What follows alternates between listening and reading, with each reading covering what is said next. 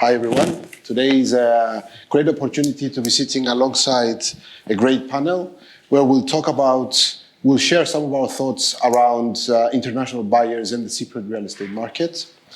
To commence the discussion, I would first like to set the stage and understand how you see the current demand from international buyers and whether you see this, whatever demand you think there is, as more of a short-term, driven by more of a short-term uncertainty, or whether it's driven by long-term structural shifts in lifestyle, work patterns, etc. Maybe we can start from Kyriakos. Disclaimer, because I'm speaking first, if I make too many mistakes, please correct me in a diligent way. Yes, of course. So from my side, I believe that Cyprus did a very good job in general to attract demand strategically, right, over the course of the past few years. And people are investing now on the island for many different reasons, coming from many different backgrounds and many different nationalities, and that's proof of that, right? So you have people that choose our island to relocate because of the quality of life, business people because of the taxation, the legal regime, etc., and others that just see opportunity, returns, etc. I think our biggest target right now is to maintain these people, so to build on what we learned, enhance the infrastructure, in general infrastructure, not just physical ones, in order to maintain them.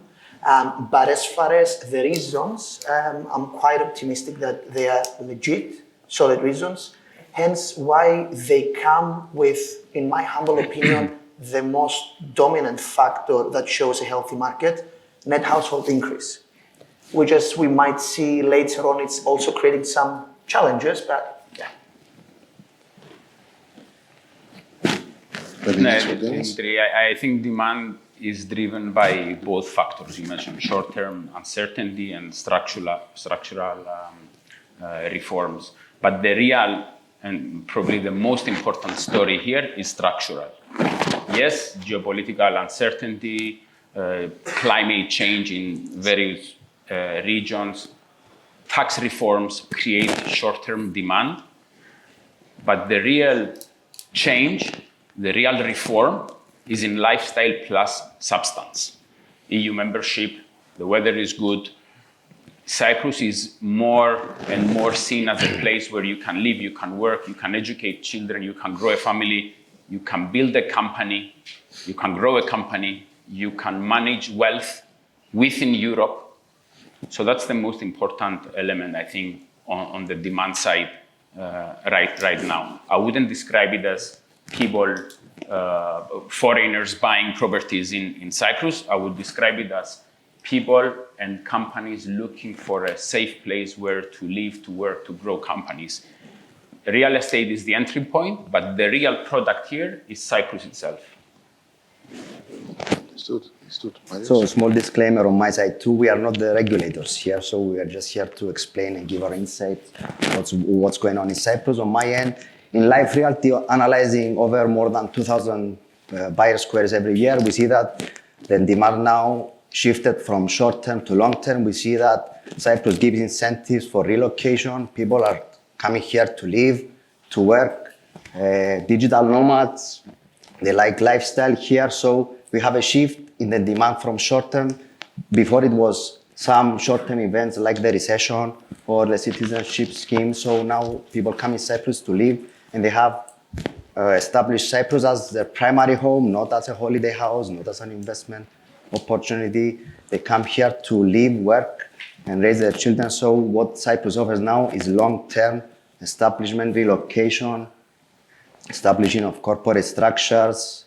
So Cyprus have shifted to a more sustainable, would say, model of relocation, not just as an investment destination.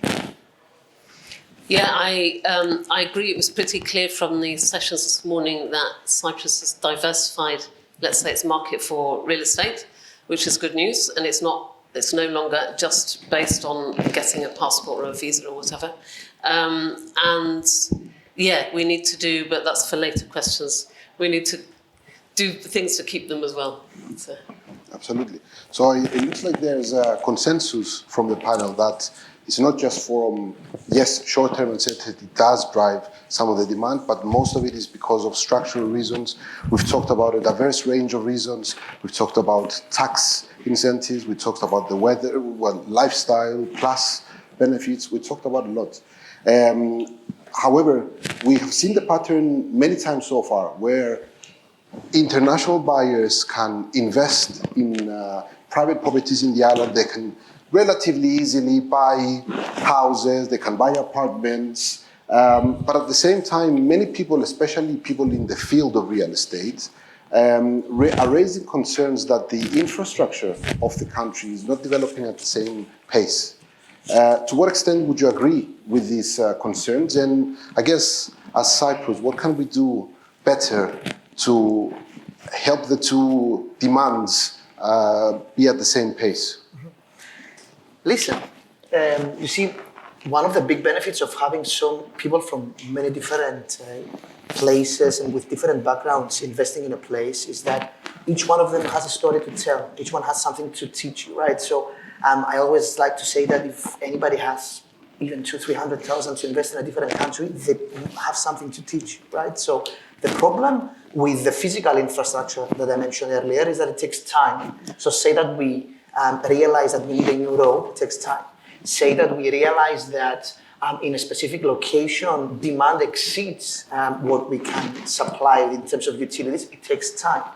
And unfortunately, bureaucratically, we're still lagging some factors. But I would say that one of the most important things is to listen, is to understand the needs, to understand the problem before we try to find solutions, which is not always easy because sometimes these solutions need to be ready until the next, let's say, cycle of development arrives.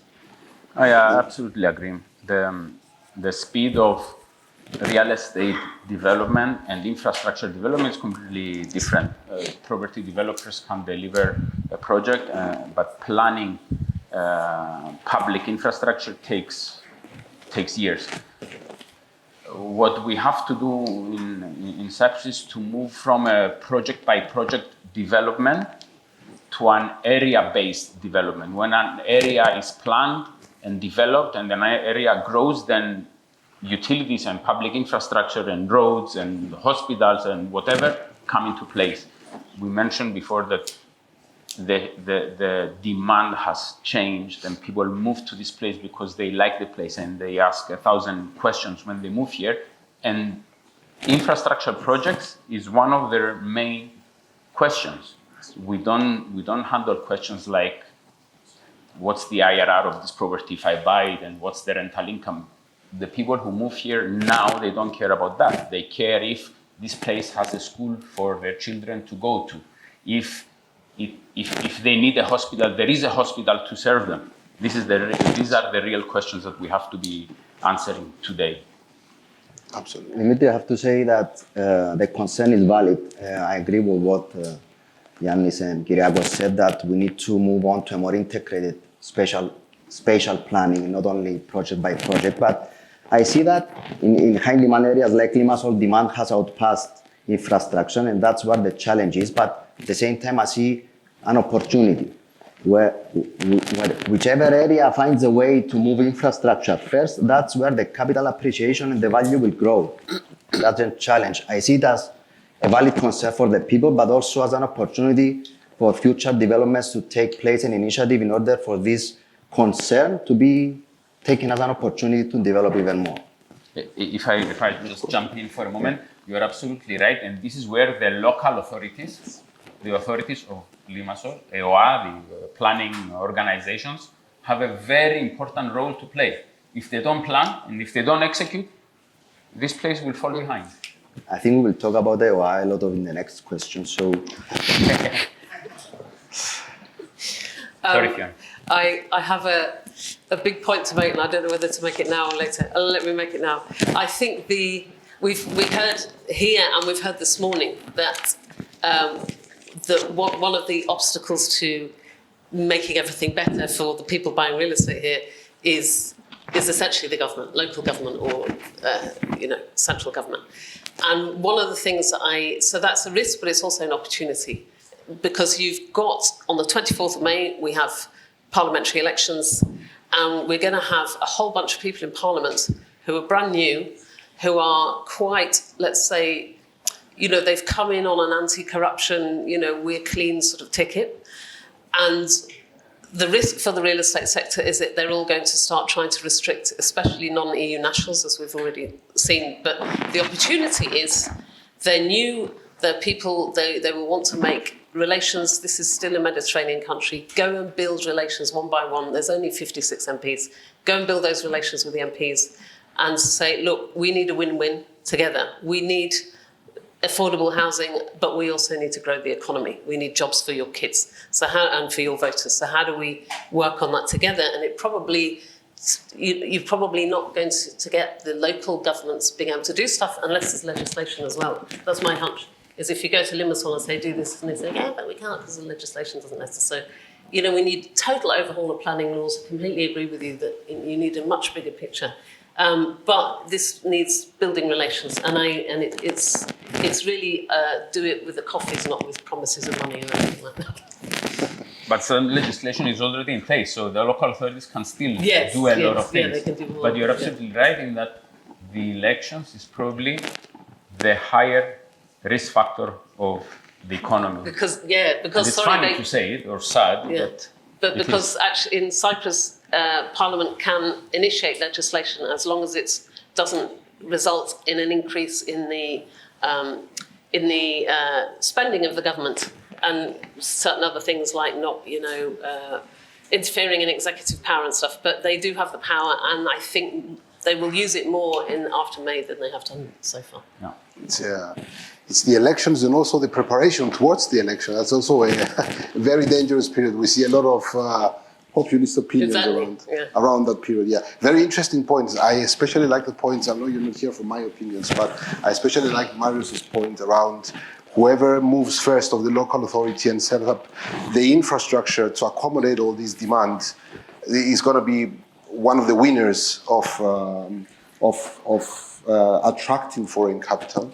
And it's also quite interesting how we are such a small island, yet we have 5 different authorities that are operating at 5 different speeds.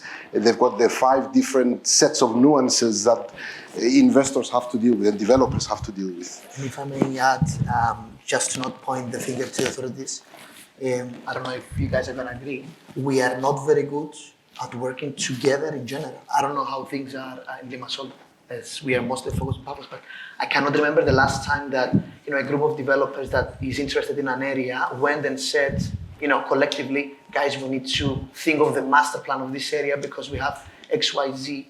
Sometimes we never mind go together to an expo in a different country and together, or at least now we are trying to get there. But at least the feeling that I have, I don't know if it's the same here in Limassol, is that we could actually work a bit better together under obviously our association's umbrella might be the best way, but yeah. There's always room or space for improvement, but there's very good collaboration. The issue is not that we face or we are faced by the authorities in a certain way. The problem usually we face is that it's difficult to make people who sit in an office in Nicosia to understand how the real market works. I know it's funny because most of you run your own businesses or you work in a business, but convincing the public sector that there are some changes that need to be done, they're very skeptical. They'd rather not change anything because things work, is what they say. I'd rather add something on that if you may. Of course, if I may. What Kyriakos is saying, we are facing challenging times. Maybe it's the first time that the demand has surpassed infrastructure at so large extent. So maybe desperate times need desperate measures. And we are not developers, but I see that Kyriakos' idea is a very positive idea towards the right direction. So I think maybe the private sector should initiate and maybe drive the government to plan correctly. Maybe that's a good idea going forward. But we are lost in translation. I'll give you one example. We have this whole discussion. It's a public discussion about lack of supply. We don't get enough supply out there. Hence, prices are high. At the same time, construction costs are increasing. You have no Russia anymore, so not a foreign market that used to be quite big for this island, and you have another war very nearby. During all this, the public authorities are now revising the fees for the permits. And the revision is upwards. They will not make the fees smaller. So they're saying that you have to get more product out there and you have to get cheaper product out there because the market needs it, but I will charge more. Will it at least be digital or not? That's a whole different discussion. One step at a time. Okay, well, capital allocation is always a question of alternatives and opportunity cost. You all touched upon, at least to some extent, that Cyprus is a lifestyle destination. We are a nice place to live. We're a safe place to live. So, and evidently, our real estate market has been increasing steadily, year on year. 2025 has been another record year that exceeded 6 billion. Then I guess the question is, how do we compare with other countries that offer similar products? They offer membership to the EU, they offer nice weather, they offer safety. Examples could be Greece, it could be Malta, it could be Portugal. If you want to go outside the EU, it's Dubai. What are Cyprus's competitive advantages? And I guess, contrary to that, where do we lag compared to these places? I guess the beginning of answering this is always the client, right? So what are the requirements of each individual? But if we try to generalize it, in terms, for example, of immigration by investment that we heard earlier, it's only us and Malta that remain, and Portugal and Spain recently abolished a scheme, so at least they changed the way it's no longer investment into real estate. So that's one advantage. In terms of the holistic approach to a destination for investment, tax regime, legal regime, etc., I think we have a very big competitive advantage there, and that is very well tied with the fact that we have very high skilled professionals on the island that people can work with, which is a big benefit because it comes and adds to the whole lifestyle that you mentioned, the high quality of life that you can experience here. We saw countries like Spain threatening very, very substantial increase in property taxes, and in turn, specific local micro markets in these areas not being so welcoming to increasing investment, something that we don't have here. But at the same time, going to the disadvantages and continue to what we said earlier, number one is that we need to keep up with the demand, which it looks like we need to start doing a better job. Joining Schengen will be a big thing because that's one of the things that we lack compared to other nations that you mentioned in the EU. And number three, in my opinion, is because we did a very hard job to get rid of our name from all that AML and anti-money laundering thing, and we tried to clean up the space, which, don't take me wrong, was needed. In the process, I feel that we have lost some of the touch of the banks with the market, similar maybe to what Yannis said about the government, and that's something that we need to re-establish a bit better. Yeah, for sure. Compared to other European destinations, Southern Europe, we lack in infrastructure, as we said before, and definitely public transport. That's something that we should seriously think about it and be a little bit creative. But you mentioned Portugal and Greece. Definitely, we offer a more compact, business-friendly environment. And this is the first thing that people who relocate here tell you, that they come here because the environment is very business-friendly. Now, if you compare to other destinations outside Europe, okay, first of all, you have the European membership, which is a huge advantage for people who want to relocate within Europe. As my colleague said, Cyprus offers a unique position, has EU access, good tax structure, and lifestyle combination. On the other hand, Portugal is becoming more and more expensive. UAE does not offer EU access, and Greece does not offer efficient tax structure. We also offer, now in Cyprus, is becoming a relocation destination, not just investment in real estate. But on the other hand, as everybody said, we still lag in infrastructure, and that is what it holds a country behind. I would still say Cyprus, despite everything that happens in March, I think our biggest selling point still is safety. And I say that, so also the combination of how many of those countries have common law and EU and safety and this sort of chill factor that other people spoke about this morning. You know, I'm from the UK, and the UK is governed like it's just crowd control. It's a crowded country, and you step out of line, you get slapped. And it makes it a difficult place to live in. Whereas Cyprus is not so crowded, and it can be a bit more relaxed. You know, you don't get fined 200 quid for, you know, stepping on the pavement or something. So, but the point I wanted to make was with I still think, despite what happened in March, our big selling point is safety.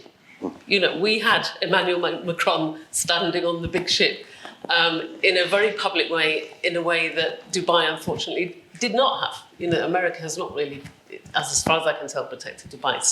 So the world is getting less safe. I don't think anywhere is completely safe now, but relatively speaking, I think we still have a selling point, saying, look, we've an EU country with the backing of the biggest EU army, and I think very clear backing there. Fiona, you mentioned the UK, which strikes me that probably one of the biggest advantages is English-speaking services. Yes. Have you? Yeah, you don't get that in if Greece, you've gone to any public authorities in Spain or even in Greece, I doubt you will be treated the way you're treated here. Yes. So the only potential competitor would be Malta, but Malta's got lots of restrictions on how much you can buy and so on. So and very compact. And very compact. Too small. I wouldn't say there's that much business in Malta as it is here. Okay. Great news. I mean, you touched it's clear that one of our main pain points is the infrastructure and how it follows along with the demand. We touched a bit upon the political uncertainty that comes around elections, after elections, etc. I guess, what are your wider views around the legal environment, availability of financing, the health of our bank sector? And do you think, is this something, are these things that are influencing international buyers' decision to come over here? Yeah, definitely.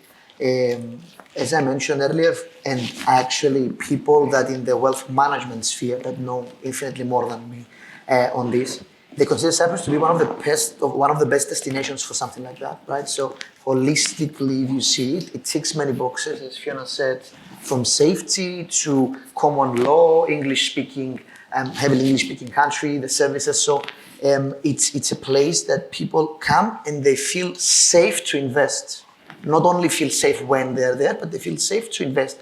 They feel that there is a steady framework. So that is, I think, one of the reasons that we mentioned that the upcoming elections could be a risk, because you don't want to start changing the narrative and start changing too much the way that you do business or you dictate the economy.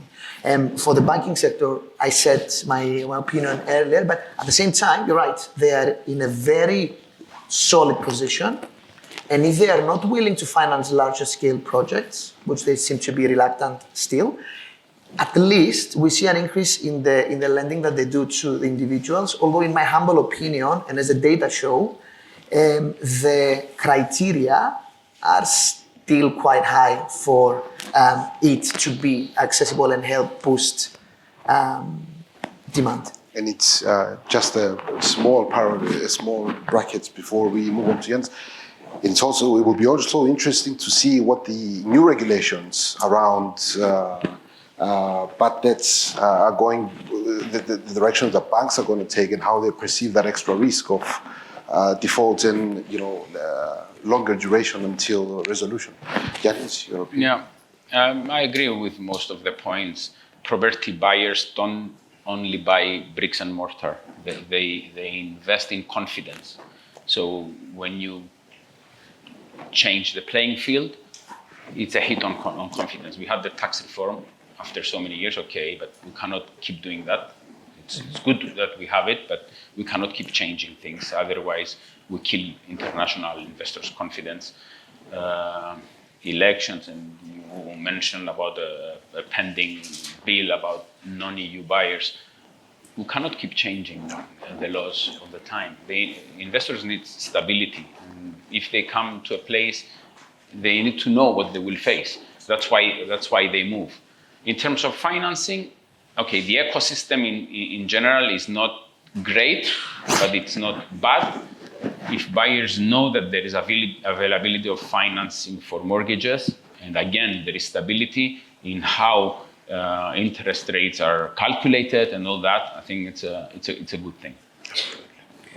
I would add to the points that were raised before that economic and legal environment is very important and it's becoming a decisive factor in foreign investors. Buying a property is a part of a broader strategy. It's not the decisive factor. So the EU framework and our tax reforms should be stable and we perform well there. But while on the other hand, for financing, I'm not so sure. I think we lag behind compared to other countries because foreign investors do not have access to unlimited funding here. So that's a point of interest where we need to be improved. Absolutely. Yeah, it's my impression that actually the banks here are not really used for certainly any big financing, right? So they're sitting on something like $20 billion of deposits and they don't know what to do with them. and because, they're very, very cautious because they got slaps in the financial crisis here. So, but I think things might start to change. We've got Eurobank, which I think is going to be a bit more aggressive. It wants to get market share from Bank of Cyprus. So it's no longer, Bank of Cyprus will be able to sit, no disrespect to anyone in my group from there, but they can't sit on their laurels anymore. I think the entry of Eurobank into, let's say, the retail sector might change things quite a lot. And so they will start offering things that traditionally Bank of Cyprus and Hellenic never would have done. That's just a hunch. So, yeah. You know what the... Sorry, one thing to say, I as part of my job, I follow the economy, the fiscal situation, the public finances and the banking sector very, very closely. And I assure you that it's all very, very healthy, a lot more healthy than it was back in 2013. One thing that banks can change is green financing. Yes. The market asks for green housing, and there is no proper way to actually push the market towards green housing, apart from giving a discount on people's mortgages if they buy a green house or an apartment in a green development. And they don't offer it. It's offered in the UK. It's offered in a few European countries. But here we miss it. There's such a potential here, given the circumstances with the weather. It feels like it's such a huge lost opportunity, especially around the continuously changing regulations about what the economic benefit of solar panels are, etc. Absolutely. Yeah, I would like to add something on what Fiona said. Another regulatory framework that plays a very important role is the central bank, right? So if we don't also align the central bank restrictions, the regulation, not only to money laundering, but also to financing, given that they keep going stricter and stricter on the repayment ability, on the source of repayment that they ask from the new investors to present, going through meticulous projections about 10 years later. I mean, that's another part of the regulation that, of course, we will discuss later on what needs to get improved, right? And it's interesting because it's very different to what the people that actually invest in this market are used to. Yep. And that's where you kind of lose that in the beginning in the communication, that it's not, let's say, the norm in other European countries. I'm not going to go more exotic markets. At least that's the feeling and the feedback that I have. But it's not up to the central bank, though. No. We had a meeting recently with the governor of the central bank, and he said that the instructions from the European Central Bank are exactly the same. There's no local changes introduced in anything. The difference here is the risk appetite of commercial banks. If they have to know the source of funds, they will do whatever they're doing today to actually kill the deal because they don't want to leave even 0.5% unknown. So they go to extreme measures. And our whole point was that at some point the central bank will have to educate commercial banks how to perform these checks. And he said, well, look, we're not an education institution. They have to do their own homework. And the market suffers. Just add something on that. For the time being, the banks are profitable due to the ECB rate. Right. So they have profits without actually giving a lot of loans. When that stops, which also depends on the European Central Bank to drop the Euribor rates, they will have to find new ways to give new loans. But for the time being, they just rest on high rates and they perform well without actually giving, even with a small percentage of risk loans, they go very safely. So let's hope that the European Central Bank may lower the rates in order for the Cyprus banks to increase their risk appetite. Yeah, especially when they've got double the deposits than what they've got the loans out. Which is a liability for them. It Yes. doesn't serve them any good. It's a cost of money. Okay, let's see how controversial it's going to be the next one. What policy or regulatory changes could accelerate or slow down international demand for Cyprus in real estate?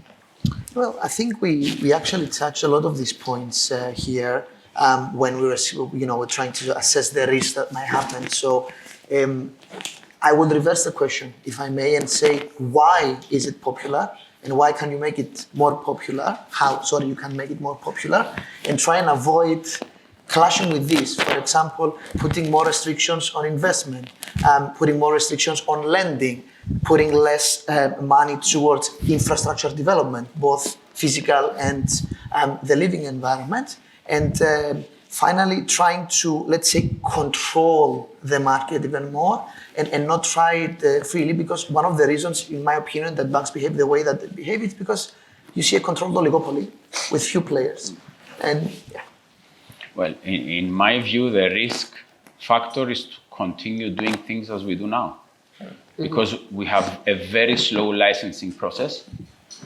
We have virtually no transparency for permitting, and we have increasing construction costs. So with these factors, we cannot satisfy the current demand. Supply is lower than demand. If this continues for several years, things will get much worse. And if you cannot satisfy demand, demand moves to other destinations. Dimitri, I would say that new regulation is not of the essence now.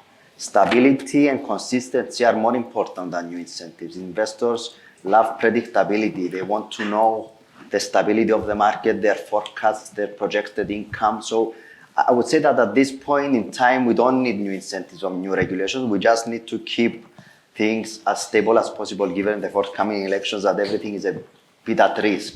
On the other hand, is the thing that we can do that we lack officially is planning duration and infrastructure, which is what we said before. But I think no new incentives will add anything to the product we offer today. I'm basically with Yadnis. I think if I had to make one regulatory change, it's probably 20 laws, but it would be the planning regulations, because that is not only individual buildings, it's also electricity. We're running up against energy capacity in this country. And, planning regulations is why we still don't have gas imports and we still don't have an interconnector and so on. So it would, and this is where I really mean it, is go and get to know those MPs. Some of them might be my mates. if some people get in who I think will get in, but it's the one big thing is this probably a planning system that was probably set up in 1960. It's not fit for purpose, and it really needs a total overhaul, but it needs everybody working on it together rather than what we have now, which is MPs look at a law, 3 hours before they're due to vote on it, and then they suddenly have opinions, which is not the way to go about things. I'll tell you a funny incident about the 1960 planning system. 2013, Troika moves to the island to take over some of these procedures. And some British consultants came over to advise the government how to handle title deeds. Remember, we had 130,000 title deeds not issued at the time. And they started with, your planning system is very good. It's based on the British system in 1960. So our people from that specific department said, okay, so what went wrong? Why we have 130,000 title deeds that we cannot issue? Why it takes us for so long to issue building permits? And the UK consultant said, well, you stayed back in 1960. Nothing changed since then. The foundation is there, though. A bit old. What about the potential I mean, nothing's concrete yet. But what about the potential limitations that they're talking about, introducing around accepting foreign capital, capping the number of properties that investors may buy? Do you see such measures working against the industry? Do you think are they necessary to control the stability of the local market? And how do you see such measures affecting the market more generally? I mean, I think it's clear that it's going to affect demand negatively, right? But the thing is, I appreciate that we're trying to, at some point, stabilize things. But for me, personally, you manage to have demand. Your aim should have been to grow it or at least maintain it. As Yannis said earlier, the fundamental reason why prices are going up is the lack of supply. So in my opinion, if we continue going down that path, we're trying to solve this issue in the wrong way. What we should be doing is improving supply and not penalizing demand. So we managed to do something that others dream.